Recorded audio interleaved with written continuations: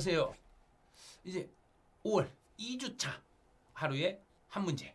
여러분들 잘 풀고 계시죠? 매일 한 문제를 푸시면서 진짜로 적극적으로 푸시고 아주 성의 있게 답을 체크하시고 답을 체크하다가 안 되면 교재 찾아보시고 너무 잘하고 계세요. 이렇게. 너무 잘하고 계시는데 또 일부는 밑에 답이 있으니까 답 체크하신 분 보고 나도 같이 따라가야지 하고 따라가는 수가 있어요. 남이 답을 써놓으니까 그 답을 보고 여러분이 따라서 나도 그게 답이다 이렇게 하시지 말고 그분하고 생각이 다르면 다른 점을 그냥 거기다 메모를 하세요.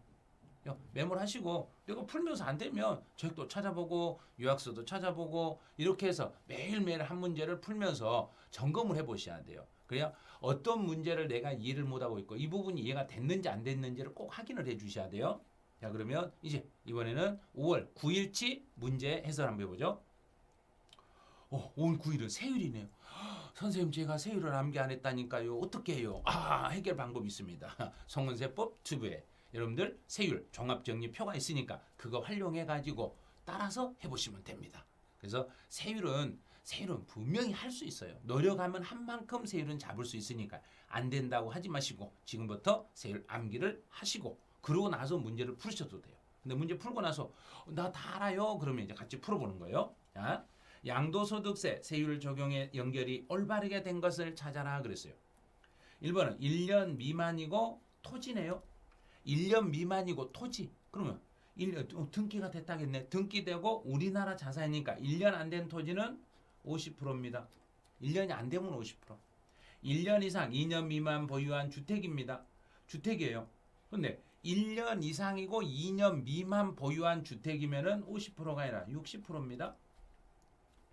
1년 미만 보유한 주택은 50%가 아니라 70%입니다. 1년 미만 보유한 지상권은 토지 건물과 동일하기 때문에 50%. 4번 맞았네요. 1년 미만 보유한 조합원 입주권은 주택과 동일합니다. 그래서 주택하고 동일하니까 1년이 안 됐으면 60%가 아니라 70% 세율로 과세하겠습니다. 세율은 암기만 하면 그냥 순식간에 풀려요. 그런데 세율은 암기를 하지 않았을 때는 너무너무 어려운 문제가 되니까 어떤 식으로든지 세율은 암기를 해 놓으셔야 돼요. 그래서 5월 9일 문제는 이걸로 이제 세율은 여러분이 스스로 암기하실 걸 믿고 넘어가는 거예요. 이제 5월 10일의 문제로 가보죠. 미등기 양도 자산이네요. 미등기 양도 자산에 대한 설명으로 옳지 않는 것. 미등기로 팔면 양도 차익과 과세 표준이 동일합니다. 왜요? 미등기로 팔면 장기보유 특별공제도 못 받죠. 기본공제도 못 받죠. 그러면 양도 차익에서 장기보유 특별공제도 안 돼. 기본공제도 안 돼. 그러면 양도 차익과 과세 표준은 일치하게 되는 거예요.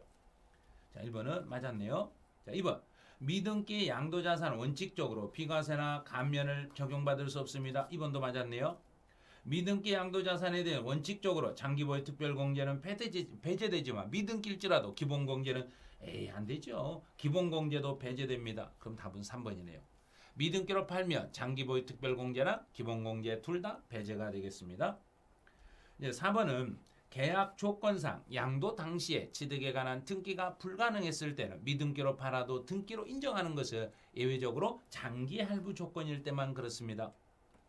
또 법률 규정이나 법원의 결정에 따라서 등기가 불가능한 상태는 정부에서 등기를 못하게 막았기 때문에 미등기로 양도하더라도 등기로 봐가지고 미등기 불이익을 적용하지 않습니다. 불이익을 받지 않습니다. 맞았어요. 그럼 정답은 3번이 되겠죠.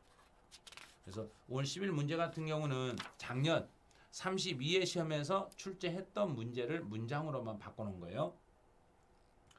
이제 5월 11일 날 문제로 가보죠. 부동산을 양도한 경우에 양도소득세에 대한 설명으로 옳지 않는 걸 찾아봐라 그랬네요.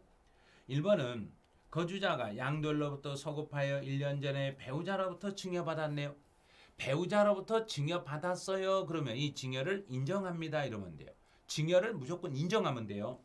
증여를 인정했기 때문에 증여받은 토지를 양도함에 따라 양도 차익을 계산할 때 취득가격은 그럼 증여를 인정을 하더라도 증여받고 5년 안에 팔았을 때는 증여했던 그 사람의 취득 당시 가격이에요. 그래서 증여자인 배우자의 취득 당시를 기준으로 취득 가격을 계산합니다. 2번은 1세대 1주택에 대한 비과세 규정을 적용함에 있어서 이제 그럼 1세대 1주택이네요. 근데 겸용주택이죠. 그럼 겸용주택이면 주택의 면적이 주택 이외 면적보다 크다. 주택의 면적이 주택 이외보다 크면 이런 경우는 전부 주택으로 봐서 판단하시면 돼요. 근데 토지를 팔아서 양도차손이 발생하고 지상권에서 양도소득 금액이 발생하면 같은 종류 토지와 지상권은 같은 부동산 종류 안에 들어있으니까 이 경우는 공제할 수 있습니다. 통산이 가능합니다. 그럼 3번 틀렸네요. 이제 4번은 등기되고 2년 이상을 보유한 주택입니다. 2년 이상을 보유한 주택은 최저 6%에서 최고 45%까지 8단계 초과 누진세로 되어 있습니다. 그래요. 그다음 1세대 1주택 고가주택을 양도했을 때 실제 양도가액 중에서 12억을 초과하는 부분의 양도차익에 대해서는 양도소득세가 과세됩니다. 그래서 전체 중에서 비과세 요건을 충족했더라도 실제 양도가액이 12억을 초과하며 12억까지는 비과세를 받을 수 있지만 12억 초과분에 대해서는 과세가 되겠습니다. 그래요.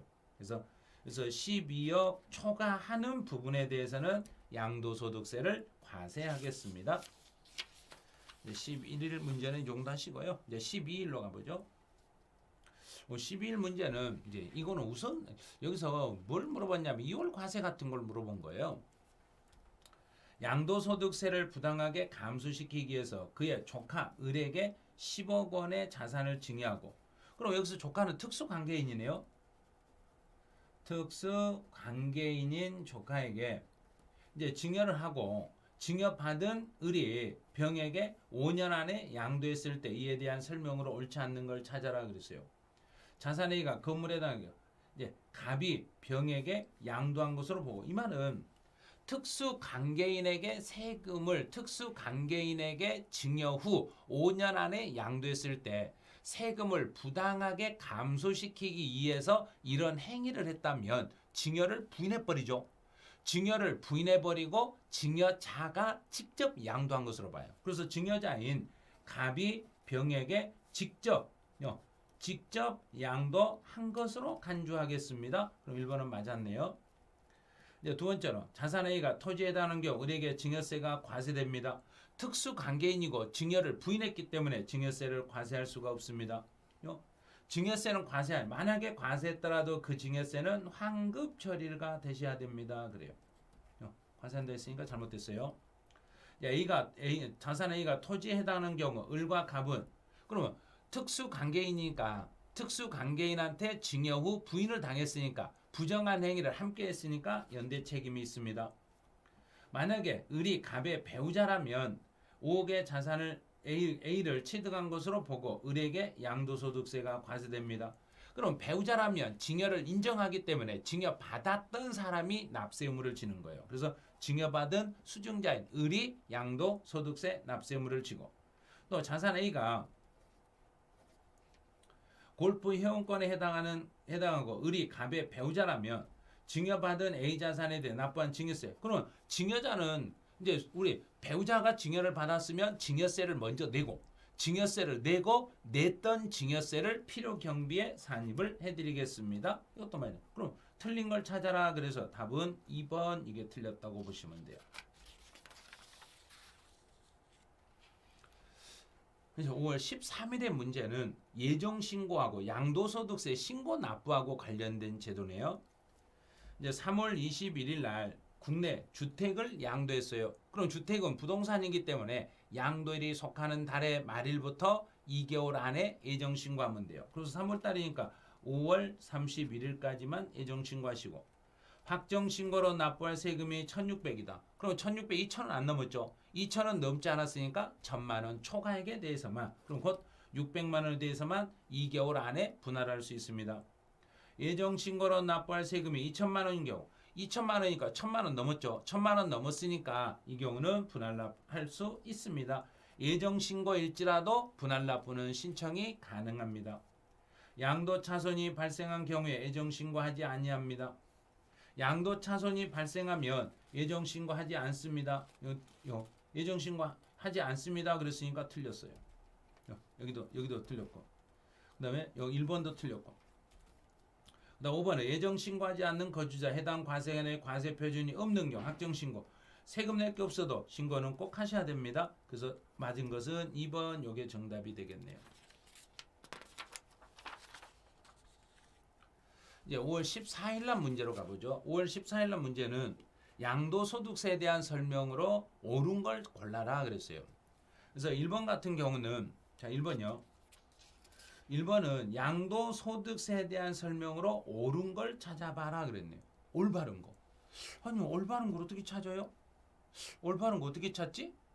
내가 이거 올바른 거 어떻게 찾지 그래요? 그럼 그냥 지문 읽다 보면 돼요. 부당한, 부정하네?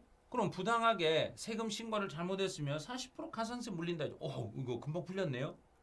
두 번째로 허가구역 안의 토지에 대해서 6월 15일 날 대금은 청산이 되고 7월 16일 날 토지거래 허가를 받은다 했을 때는 예정 신고는 언제 해야 돼요? 그러면 예정 신고라는 것은 양도일이 속하는 달의 말일부터 2개월 이내인데 허가 대상의 부동산은 허가일이 속하는 달의 말일부터 2개월 이내예요. 그래서 여기는 7월 16일 여기서부터 2개월이니까 9월 30일까지만 예정 신고해 주시면 됩니다. 틀렸어요. 해당 과세기간 중에 이제 토지와 부동산에 관한 권리와 토지를 각각 양도했어요. 그럼 부동산에 관한 권리와 토지는 같은 종류의 소득이기 때문에 동일한 종류이기 때문에 연간 250만 원만 기본공제를 받을 수 있습니다. 맞았네요. 예정신고 납부할 세금이 1,800만 원이고 예정신고 기한이 10월 31일인 경우에는 최대 900만 원을 1,800이니까 2,000 안 넘었잖아요. 2,000 넘지 않았을 때는 900이 아니라 최대 800만 원을 그래야 돼. 1,000만 원 초과액을 분할할 수 있으니까 800만 원을 2개월이니까 12월 말까지 분할할 수 있습니다. 이건 틀렸네요. 그다음 특수관계인과 거래한 고가주택이나 고가취득이나 저가 양도에 보이는 시가와 거래가액의 차익이 시가의 3%가 아니라 5% 이상이거나 금액으로 해서 3억 이상인 경우에만 적용합니다. 이것도 틀렸네요. 자 이제 그러면 이제 하나씩 또 찾아보죠. 2번도 틀렸죠. 그다음에 3번을 봐야죠. 해당 과세기간 중에 부동산에 관한 권리와 토지를 양도한 경우에 부동산에 관한 권리에 대해서는 각각 250이 아니라 두 개를 묶어서 전체 총 250만 원만 공제받을 수 있습니다. 그래요. 각각 받는 게 아니에요. 같은 종류를 양도해서 벌어들인 소득이 같으니까 부동산 소득으로 동일하니까 그걸 묶어 가지고 토탈 250만 되는 거지. 각각 250을 공제받을 수 있는 건 아닙니다. 그래서 정답은 1번이 되는 거예요. 그래서 5월 14일 날까지 해서 여기까지 해서 문제가 이제 다 풀렸어요. 5월 14일 문제까지 풀렸는데 이제 소득세 문제가 이렇게 다 풀리고 나면 그러면 다시 어디로 가요? 그러면 소득세가 다 풀리면요. 당연히 앞에 조세 총론으로 돌아가야죠. 그래서 조세 총론으로 돌아가서 한 바퀴 돌았으니까 이제 다시 한 바퀴 다시 돌면서 이제 다시 점검을 또 하셔야 돼요. 그래서 5월 14일까지 저희가 이제 제가 문제를 하루에 한 문제 올려주는 게 이 문제가 전범위가 한 바퀴 싹 끝났어요. 그럼 전범위가 끝났다는 이야기는 엄청난 문제를 지금 풀어보셨다는 이야기예요. 그럼 다음 이제 문제는 또 이제 조세 총론부터 시작을 하니까 다시 새로운 마음으로 또 준비를 해주시면 돼요. 여기서 이제 5월 두 번째 주 이제 하루에 한 문제 해설은 모두 마치고 이제 여러분이 할 일만 남았어요. 자 나는 할 수 있다 이렇게 생각하시고 나는 세법 자신 있다 할 수 있다 하시면 돼요. 그러면 이제 그래서 이제 세법 전범위 문제를 싹 풀어봤으니까 이제 나는 할 수 있어요. 어떤 문제가 나도 풀 수 있어요. 이제 다음번 이제 5월 3주차에서 문제에서 다시 만나요. 네 이번 주도 수고하셨습니다.